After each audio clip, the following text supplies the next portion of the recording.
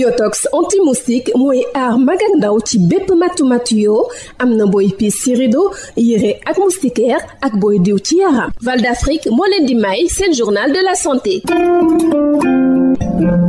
asalaamaaleykum mbokk déglukat yi dal leen ak jàmm. Société sénégalaise de pédiatrie moo amal démb ab randonnée pédestre boo xam ne da cee bëggoon yeete ci li nga xam ne mooy handicap ci xale yi, maanaam xale yi nga xam ne dañu am laago, waaye tamit def ab plaidoyer ngir ñu mën a yokk ci réew mi centre de prise en charge yi nga xam ne moom la ñu jagleel xale yi nga xam ne dañuy dund ak laago. Professeur Idrissa Demba Ba nekk pneumopédiatre ca hôpitalu xale yi di Albert Royer, bokk it ci société sénégalaise de pédiatrie. am na ay laago ñi nga xamante ni buñ ko teelee gis xale bi bu nga nekkee tout tànk bu fekkee dafa am problème pour dëgg-dëgg wala problème bu nga xamante ni pour gis buñ ko teelee xam mun na am ñu teela ko faj aussi ñu mun ko defal ay appareil pour que loolu mun na ko jàppale pour mu mun a jàng wala mu mun a liggéey ba nga xamante ni ba mu am formation ba mu mun a liggéey bu màggee. Ak aussi tamit dafa am solo aussi que nit ñi ñu respecté lu ñuy wax ay ñàkku ci xale yi mooy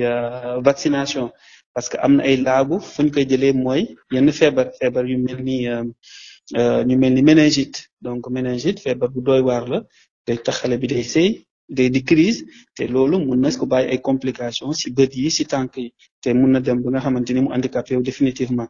Yeneen feebar yu mel ni poliomyélite, n'est-ce pas, aussi tamit loolu feebar bu doy waar la parce que dafay tax ni xale bi di lafañ mu am ay problème laagu yu métti, mais loolu yëpp feebar yi nga xamante ni mun nañ ko faggandiku ñu teele ñàkk xale yi.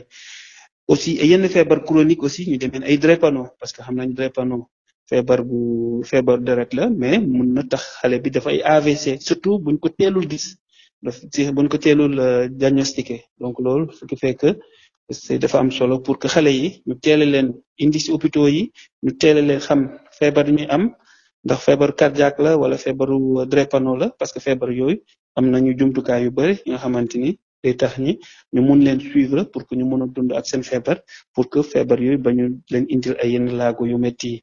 Maintenant nag xale yu am laago yi tamit dañu am droit ci soins, mooy maanaam dañu war a faju, dañu war a bu ñu ñëwee ci bërëb fajukaay yi pour que ñu mun leen yaatal, ñu mun leen gàttandul, ñu mun leen sax fu ñuy war a aw, n'est-ce pas, pour que ñu defar ko ba nga xamante ni mu am ay pente pour que wala sax bu ñu ñëwee ci buntu hôpitaux yi ñu mun leen utiliser ay genre poussette ak yooyu yëpp pour ñu mun leen facile yombalal ba ñu mun a gis spécialiste yi.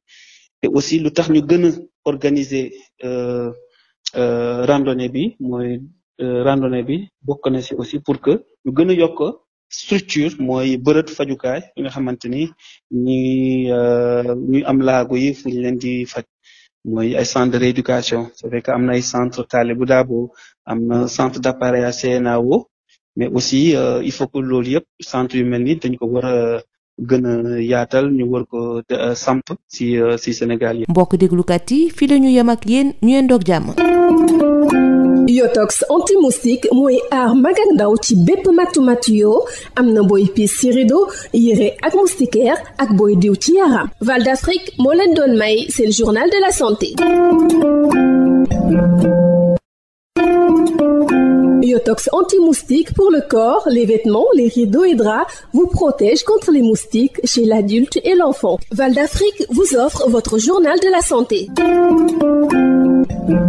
Bonjour chers auditeurs, la Société sénégalaise de pédiatrie a organisé hier à Dakar une randonnée pédestre pour sensibiliser sur le handicap chez l'enfant, mais aussi porter le plaidoyer pour la mise en place d'autres centres de prise en charge pour enfants handicapés. Le professeur Idrissa Demba Ba, pneumopédiatre à l'hôpital d'enfants Albert Royer, membre de la SOCEPED. Il est difficile de donner des chiffres exacts sur l'handicap, parce que si on parle de l'handicap, cet handicap peut être physique.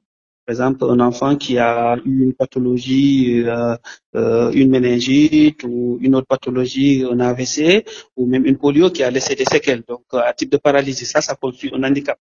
Un enfant également qui a un handicap sensoriel, qui ne voit pas, qui est malentendant, qui est non-voyant ou malvoyant, ça constitue également un handicap.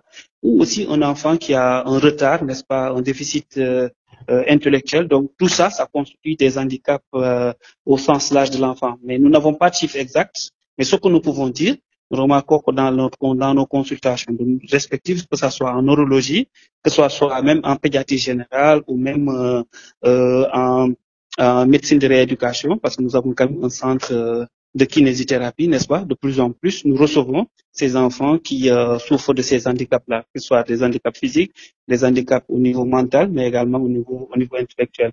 Donc, tout ça constitue des pathologies qui sont assez fréquentes. Et même en pneumologie, il peut y avoir des enfants qui ont certains handicaps, qui souffrent de maladies respiratoires. Y a-t-il des moyens de prévention? Oui, les moyens de prévention doivent être axés surtout sur insister sur vraiment au traitement ou au dépistage, n'est-ce pas, de ces maladies très tôt.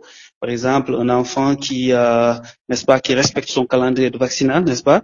Le fait de bien vacciner les enfants nous permet en tout cas de limiter tous les handicaps liés secondaires à des infections telles que la poliomyélite, telles que la méningite, mais également d'autres pathologies infectieuses qui peuvent laisser des complications neurologiques.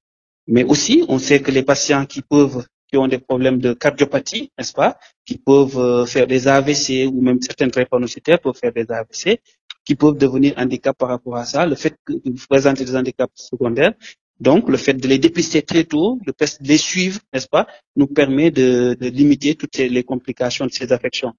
Et en plus de ça aussi, à la naissance ou en tout cas dans nos structures hospitalières, qu'on développe les moyens de dépistage de la surdité, que ça soit accessible, n'est-ce pas, que ça soit fait de façon systématique, mais également dans les services de consultation ophtalmologique, qu'on puisse en tout cas dépister tous ces enfants malvoyants ou qui présentent des cataractes, donc ou même des enfants qui sont suivis dans des consultations génétiques, qu'on puisse en tout cas très tôt les reconnaître pour pouvoir les prendre en charge, pour pouvoir faire une bonne rééducation, parce que c'est ça qui va nous permettre ultérieurement qu'ils puissent avoir une bonne scolarité, à long terme qu'ils puissent avoir une réinsertion et une préparation à l'emploi. C'est tout pour aujourd'hui. Merci de nous avoir suivis. Yotox anti-moustique pour le corps, les vêtements, les rideaux et draps vous protège contre les moustiques chez l'adulte et l'enfant. Val d'Afrique vous a offert votre journal de la santé.